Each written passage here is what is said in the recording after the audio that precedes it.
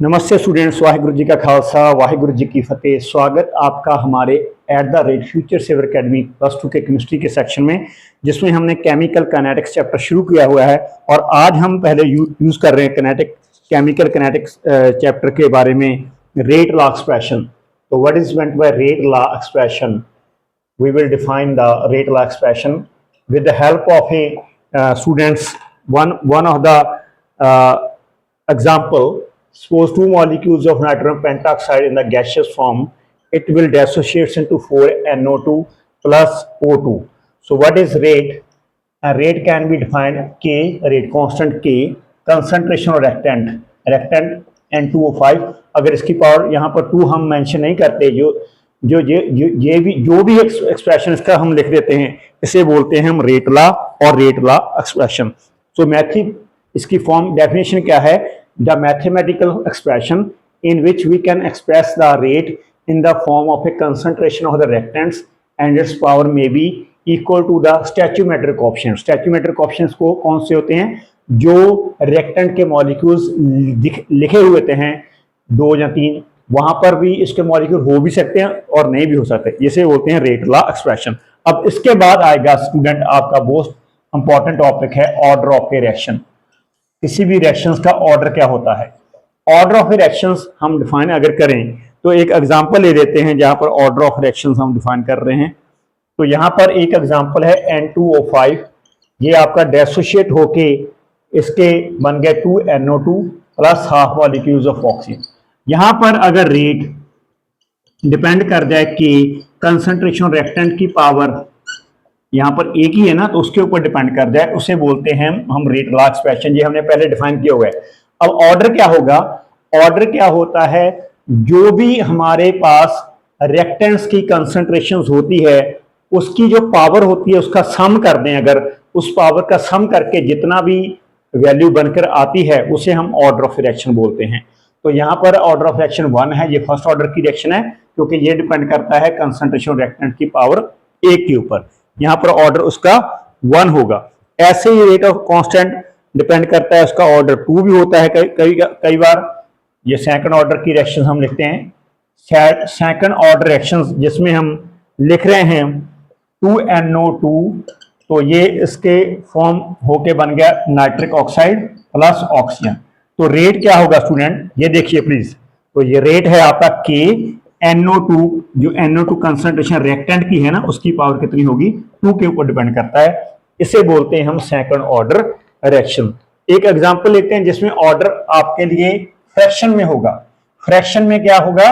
मतलब ओवर में होगा, जो जिसको हम डिवाइड नहीं कर सकते। तो फ्रैक्शनल ऑर्डर की मैं एग्जांपल ले रहा हूं। फ्रैक्शनल ऑर्डर रिएक्शन आपके लिए है एस्टैल्डिहाइड है CH3CHO। ये एस्टैल्डिहाइड है, इसे हम इथेनॉल भी बोलते हैं।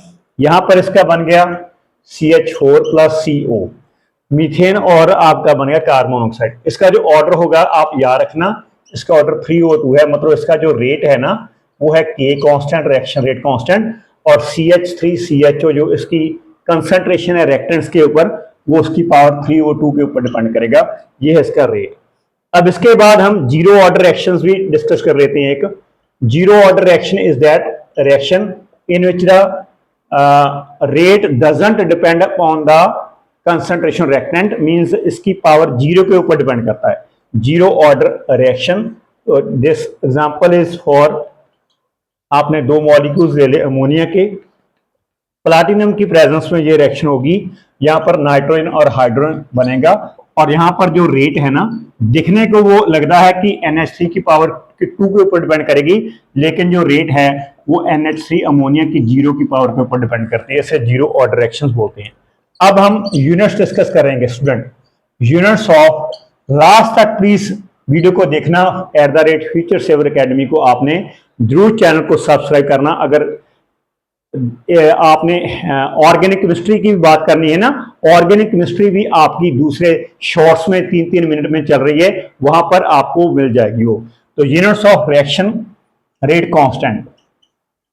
अब फर्स्ट ऑर्डर रिएक्शंस के लिए हम अगर यूनिट डिस्कस कर रहे हैं, फर्स्ट ऑर्डर रिएक्शंस के लिए, वैसे तो अलग अलग के लिए है, लेकिन अगर फर्स्ट ऑर्डर के लिए रेट में क्या लिखूंगा K, तो वो कंसंट्रेशन कंसंट्रेशन लिखेंगे ना यहाँ पर, तो कंसंट्रेशन ए लिख लो आप। ए क्या है? कंसंट्रेशन रिएक्टेंट की, उसकी पावर 1। तो यहाँ पर के डिफाइन करने हैं। रेट का यूनिट होता है मोल पर लीटर ओवर सेकंड, क्योंकि रेट होता है रिएक्शन की रिएक्टेंट्स, मतलब रिएक्टेंट्स की कंसंट्रेशन होती है, और वहां पर विद रिस्पेक्ट टू टाइम होता है। के आपका के आ गया, कंसंट्रेशन रिएक्टेंट की होगी आपकी मोल पर लीटर। तो यहाँ पर मोल पर लीटर दोनों साइड कैंसिल हो गया, और के ये 1/s है ना, जो 1/s ऊपर जाकर s की पावर 1 हो जाएगी। तो रिएक्शन रेट कांस्टेंट का यूनिट सेकंड इनवर्स आ जाएगा for first order reactions. First order reaction ऐसे जीरो ऑर्डर रिएक्शंस, और सेकंड ऑर्डर रिएक्शंस के लिए आप रिएक्शन रेट कांस्टेंट कैलकुलेट कर सकते हो। आगे है बहुत इंपॉर्टेंट टॉपिक हमारे पास है मॉलिक्यूलरिटी। मॉलिक्यूलरिटी का मीनिंग क्या होता है किसी भी रिएक्शंस के लिए? आपको पता है जब भी रिएक्टेंट्स एक दूसरे से कोलाइड करते हैं, स्ट्राइक करते हैं उससे मॉलिक्यूल्स, तभी पॉसिबिलिटी है कि प्रोडक्ट्स बन जाएंगे। और मॉलिक्यूलरिटी भी वही है, जब भी रिएक्टिंग मॉलिक्यूल्स, जितने मॉलिक्यूल्स रिएक्टिंग मॉलिक्यूल एक दूसरे से स्ट्राइक करते हैं to bring out the chemical reaction, that is called the molecularity.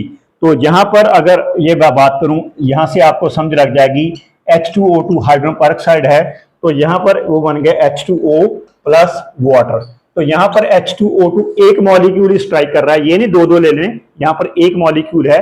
तो यहां पर इससे बोलेंगे हम मॉलिक्यूलरिटी इसकी 1 है, जहां हम ऐसे ही बोल सकते हैं कि ये यूनिमॉलिक्यूलर रिएक्शंस है, ठीक है ना। ऐसे जब दो मॉलिक्यूल स्ट्राइक करें एक दूसरे, रिएक्टिव मॉलिक्यूल्स 2 हो तो बाई मॉलिक्यूलर, अगर रिएक्टिव मॉलिक्यूल्स 3 हो तो ट्राई मॉलिक्यूलर रिएक्शंस होगी वो, ठीक है ना। इसके बाद स्टूडेंट ये रिएक्ट आपको मालूम हो गया कि कैसे रेट ऑफ रिएक्शंस हम डिफाइन करते हैं। इसके बाद जो टॉपिक है हमारा इंटीग्रेटेड रेट एक्सप्रेशन करेंगे। इंटीग्रेटेड में रेट एक्सप्रेशन आपको अच्छी तरह से समझना है, बहुत इंपॉर्टेंट है फॉर हम जीरो ऑर्डर रिएक्शंस करेंगे, और फर्स्ट ऑर्डर रिएक्शंस के लिए आपने अपने आप कर लेना। जब अगर आप जीरो ऑर्डर रिएक्शंस के लिए समझाओगे तो आपको फर्स्ट ऑर्डर के रिएक्शन का कोई प्रॉब्लम नहीं आएगा। तो यहां पर आपको पता है कि जो रिएक्टेंट्स होते हैं ना, हम एक रिएक्शंस ले रहे हैं वो प्रोडक्ट्स में बदल गए, ठीक है ना।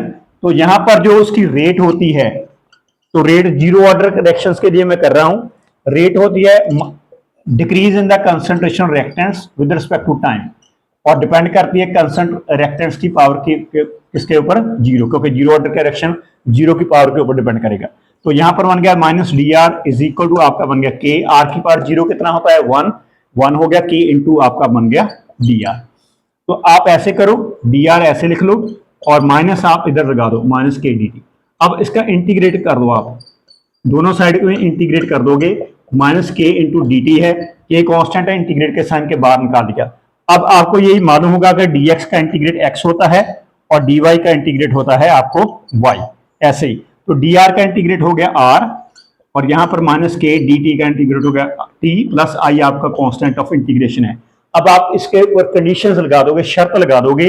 वो क्या शर्त है? जब टाइम जीरो होगा, इनिशियल स्टेज में टाइम जीरो होगा, तो जो कंसंट्रेशन रिएक्टेंट्स की r वो r0 होगी, वो r की बजाय क्या होगा? r0। तो r आप r0 लगा दोगे और माइनस के टाइम आपका जीरो हो जाएगा, i आप, तो i की वैल्यू आपकी कितनी आ गई? r0 आ गई, क्योंकि ये जीरो हो गया। ये i की वैल्यू जो r0 है यहां पर मैंने सब्स्टिट्यूट कर देनी है यहाँ पर, तो r बन गया आपका माइनस के टी प्लस i कितना आ गया है? r0। तो आप माइनस के टी को दूसरी तरफ ले आओ, प्लस के टी हो गया, और r0 से आप r दूसरी तरफ साइड में ले गए, माइनस r हो गया।